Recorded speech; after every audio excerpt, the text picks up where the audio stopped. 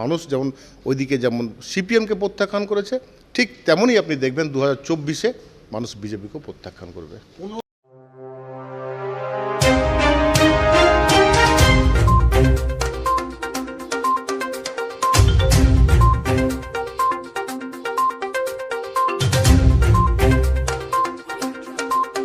লোকসভা নির্বাচনের নির্ঘণ্ট বেজে উঠেছে। ইতিমধ্যেই যেমন লড়াই শুরু হয়ে গিয়েছে রাজনৈতিক মহলে, ঠিক তেমনই দিল্লি কার দখলে এই নিয়ে উঠছে প্রশ্ন সাধারণ জনতার মনে।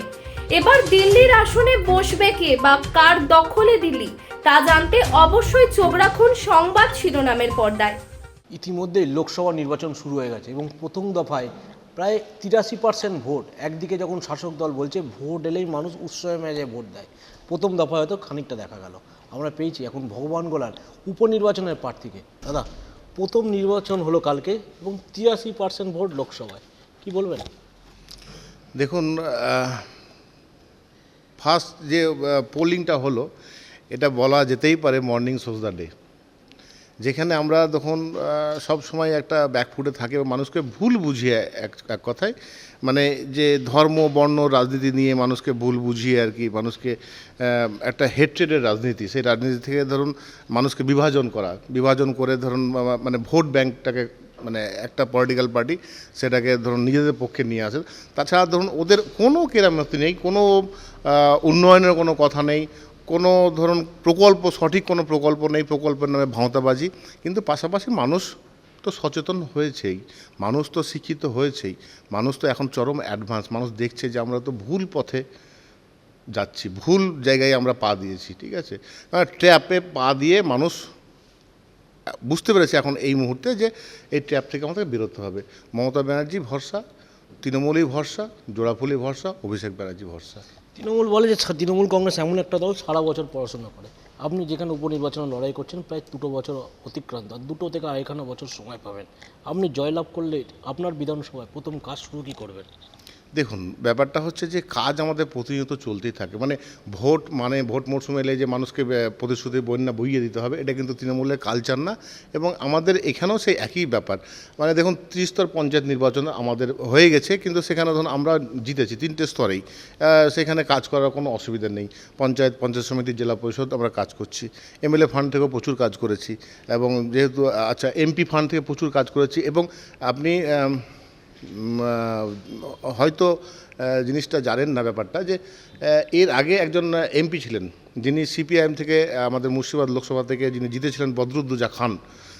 ওনার 12.5 কোটি টাকা, ক্যান ইউ ইমাজিন, 12.5 কোটি টাকা আজ ওনার ফান্ডে, তহবিলের ফান্ডে পড়েছিল। সেটা আমাদের আবু তাহের খান, আমাদের এমপি, উনি সেই টাকাটাকে নিয়ে এসে এখানে মানুষের সেবায় কাজে লাগালেন, মানুষের যে উন্নয়ন, মানুষের এলাকার যে উন্নয়ন, সেই উন্নয়নের খাতে কাজে লাগালেন।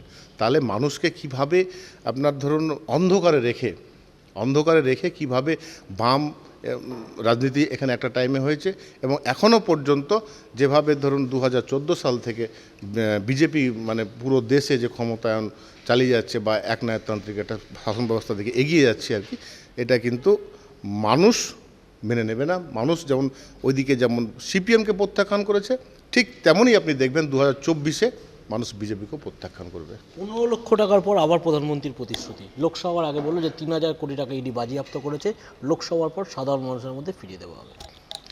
দেখুন, ব্যাপারটা বলি আর কি, যে আপনি আমি সবাই ধরুন শিক্ষিত মানুষ, শিক্ষিত সমাজ কিন্তু বুঝতে পারছে যে মোদির যে আপনার ভাওতাবাজি, ঠিক আছে, 15 লক্ষ টাকা বলুন আর আপনার যে কোনো প্রকল্পই বলুন, আজকে দেশ পরিচালনার ক্ষেত্রে নাম করে নোটবন্দি, জিএসটি, একটা কোনো জিনিস আপনি দেখুন যে ঠিকমতো দেশটাকে পুরো ধ্বংসের পথে, আজকে ইকোনমিক সিস্টেমটা কোথায় গিয়ে পৌঁছেছে সেটা একটা লক্ষ্য করে দেখুন। যে আমরা একটা টাইমে মনমোহন সিংয়ের আমলে কীভাবে আমাদের ইয়েটা ছিল, গ্রোথটা ছিল, ইকোনমিক গ্রোথটা ছিল, আর আজকের দিনে কী গ্রোথটা কোথায় গিয়ে দাঁড়িয়েছে, মানুষের হাতে পয়সা নেই। মানুষকে অ্যাকচুয়ালি যেটা মনে হচ্ছে যেন আপনার ধরুন মানে ঠিক এই রকম ব্যাপারটা, যে আপনাকে বেঁচে থাকাটাই যেন উন্নয়ন মনে হবে, বেঁচে থাকাটাই আমাদেরকে উন্নয়ন মনে হবে, যে আমরা উন্নয়ন যে অনেক কিছু হতে পারে, যেটা মমতা ব্যানার্জি গোটা পশ্চিমবাংলা কেন গোটা ভারতবর্ষে গোটা বিশ্বের দরবারে কিন্তু আজকে দেখিয়ে দিয়েছে যে উন্নয়ন কাকে বলে, মানুষের পরিষেবা কাকে বলে, সাধারণ মানুষের আর্থসামাজিক ক্ষেত্রে যে প্রতিষ্ঠা লাভ, সেই প্রতিষ্ঠা লাভ কাকে বলে সেটা কিন্তু মমতা ব্যানার্জি দেখিয়ে দিয়েছে। বিজেপি কিন্তু এখানে টোটালি ফেলিওর। আপনারা বলছেন যে বাংলা সব থেকে বঞ্চিত, অপরদিকে এই বাংলাতেই কেন্দ্রীয় একাধিক নেতারা কিন্তু সভা করছে। প্রধানমন্ত্রী ইতিমধ্যে অনেকগুলো সভা করে গেল, 2021-এও সেই একাধিক সভা করা গেছিলো, 200 পারের আওয়াজ উঠেছিল, 200 পার আপনাদের হয়েছে, আবার এই লোকসভার আগে 36 পারের আওয়াজ উঠেছে, কি বলবেন? দেখুন, যখন এরা তো পরিযায়ী পাখির মতো, দেখুন 2021 সালে আপনি বলছেন নিজেই থেকে যে, এবং গোটা বাংলা জানে, গোটা ভারতবর্ষ জানে যে গোটা চার্টার্ড প্লেন ভাড়া করে নিয়ে এসে এখানে যেভাবে মানে ডেলি প্যাসেঞ্জার হয়ে গেছিলেন উনি। আবার বাংলাকে নিয়ে এরা কী ভাবে? আজকে বাংলার ধরুন 100 দিনের কাজের যে টাকা, সেটা বরাদ্দের টাকা আমরা পাইনি। আপনারা সবাই জানেন যে এই আন্দোলন কিন্তু একমাত্র অভিষেক ব্যানার্জি, মমতা ব্যানার্জি করেছে। যখন না পেরেছে তখন সাধারণ মানুষের ঘাম ঝরানোর টাকা, সেই টাকা কিন্তু নিজের ভান্ডার থেকে, নিজের রাজকোষ থেকে কিন্তু মমতা ব্যানার্জি, স্টেট ফান্ড থেকে কিন্তু মমতা ব্যানার্জি সাধারণ মানুষকে দিচ্ছে এবং এখনও পর্যন্ত দিয়ে যাচ্ছে। আপনার একটা জিনিস আপনাকে বলি যে এরা বাংলার কালচার সম্বন্ধে জানে না, বাংলার যে সংস্কৃতি, বাংলার যে শিক্ষা, বাংলা যে আপনার ধরুন রবীন্দ্রনাথ নজরুলের বাংলা, বাংলা যে স্বামী বিবেকানন্দের বাংলা, বাংলা যে মাতঙ্গিনী হাজরা বাংলা, এই বাংলা সম্বন্ধে ওদের কোনো ধারণা নেই।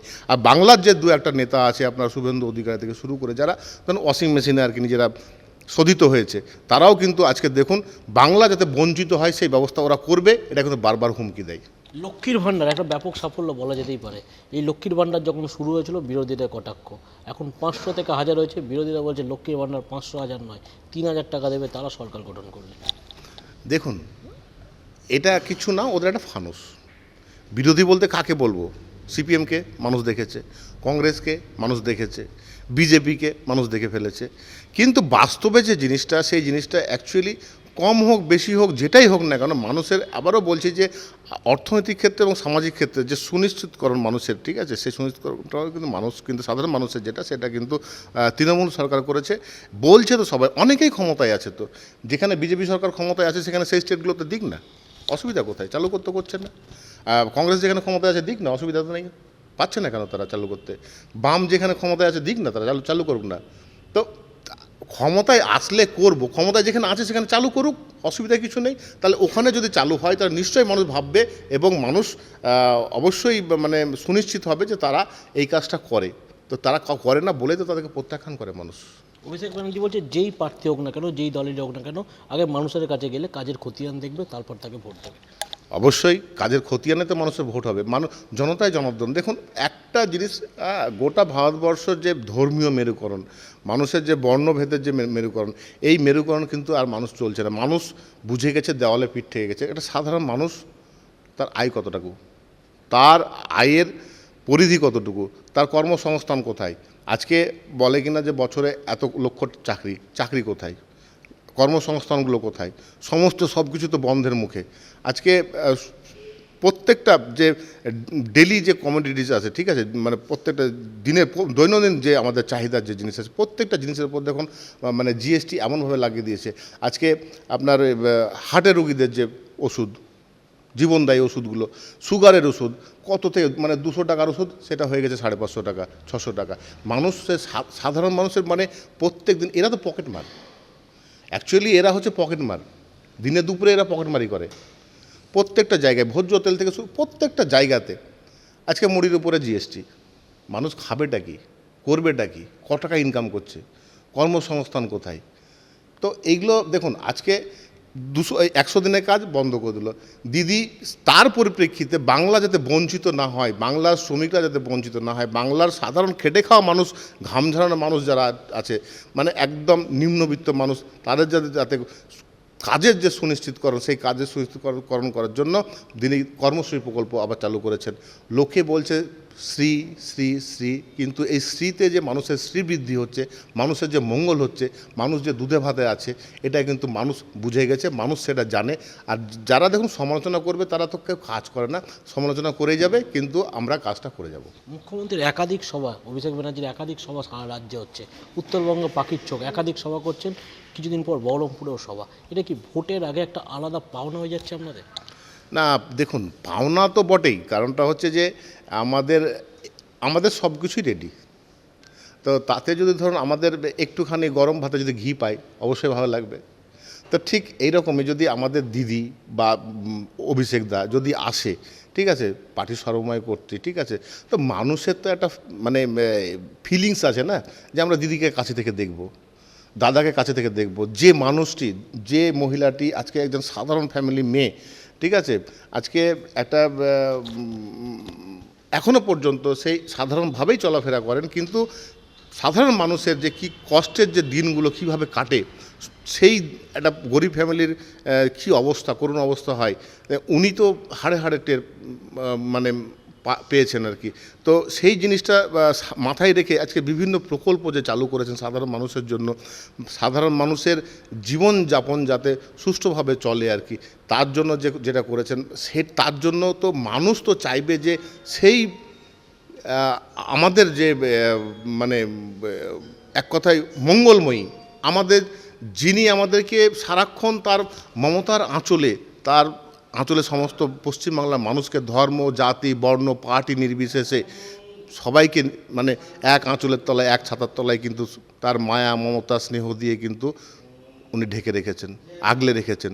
এদিকে আমাদের সেনাপতি অভিষেক ব্যানার্জি, উনিও কিন্তু অতন্দ্র প্রহরীর মতো কিন্তু সারাক্ষণ কিন্তু মানুষকে আগলেই যাচ্ছেন। জনগণের গর্জন, বিরোধীদের বিসর্জন, অপরদিকে রিয়াদ হোসেন সরকার, নামটাই কি যথেষ্ট ভগবান বলে বিসর্জনের ক্ষেত্রে? না, দেখুন, বিষয়টা হচ্ছে যে আমি তো একজন নিমিত্ত মাত্র, কারণ মাথার উপরে অভিষেক ব্যানার্জি আছে, মাথার উপরে সর্বময় কর্ত্রী মমতা ব্যানার্জি আছেন, এবং দলীয় যে প্রতীক জোড়া ফুলে ঘাস ফুল, মানে জোড়া ফুলে সরি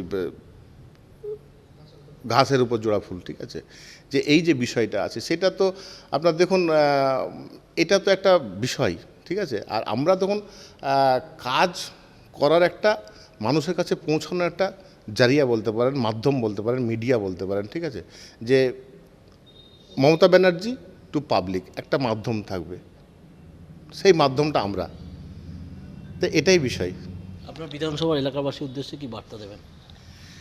দেখুন, বিধানসভার মানুষ, আমাদের ভগবানগোলার মানুষ খুব শান্তিপ্রিয় মানুষ, ভগবানগোলার মানুষ খুবই মানে সচেতন মানুষ, ভগবানগোলার মানুষ শিক্ষিত মানুষ, ভগবানগোলার মানুষ ধর্মপ্রাণ মানুষ, ভগবানগোলার মানুষ সৎ মানুষ, যারা সৎ এবং নিষ্ঠাভাবে মানে কারোর কোনো ক্ষতি না করে যে মানুষগুলো মানে দিদির উপরে যেভাবে আস্থা রেখেছেন, আজকে প্রত্যেকটা প্রত্যন্ত গ্রামে আপনি কিছুটা গিয়েছিলেন, যে সেখানে রাস্তাঘাট থেকে শুরু করে যে মানুষগুলো কোনো দিন রাস্তার কথা চিন্তা করতে পারেনি, ছেলেমেয়েরা সঠিকভাবে স্কুলে আসতে পারেনি, আজকে সেই পাকা রাস্তা দিয়ে, ঢালাই রাস্তা দিয়ে আজকে দিদির সাইকেলে চেপেই কিন্তু স্কুলে কলেজে আসছে, এবং দিদির দেওয়া ব্যাগ, দিদির দেওয়া বই, দিদির দেওয়া মানে জুতো, মিড ডে মিল থেকে শুরু করে সমস্ত সব কিছুই আজকে প্রত্যন্ত জায়গায় আজকে আমাদেরকে কিন্তু, আমরা কোন জাতির, কোন ধর্মের, কোন বর্ণের, কোন পার্টির, একটা সময় দেখেছি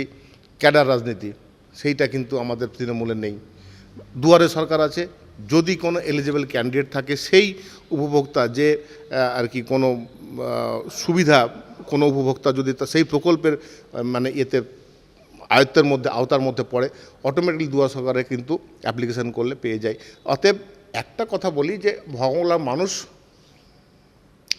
আপামর জনসাধারণ যারা আছেন সবাই দিদির উপর ভরসা রাখছেন, এবং আমরাও ভগবানগোলার মানুষের উপরে ভরসা রাখছি।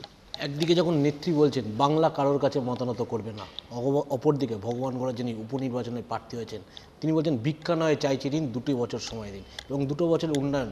একদিকে যখন বিধানসভার পর থেকে একাধিক নির্বাচনে সাধারণ মানুষ আস্থা রেখেছে, এবং তিনি আশাবাদী এই আস্থাই রাখতে চলেছে আসন্ন লোকসভায়। মানুষের পাশে, মানুষের সাথে আমরা আছি এই বাংলাতে। আপনারা দেখছেন সংবাদ শিরোনাম। দেখলেন তো অনেক কিছু, এবার দেখুন নতুন কিছু।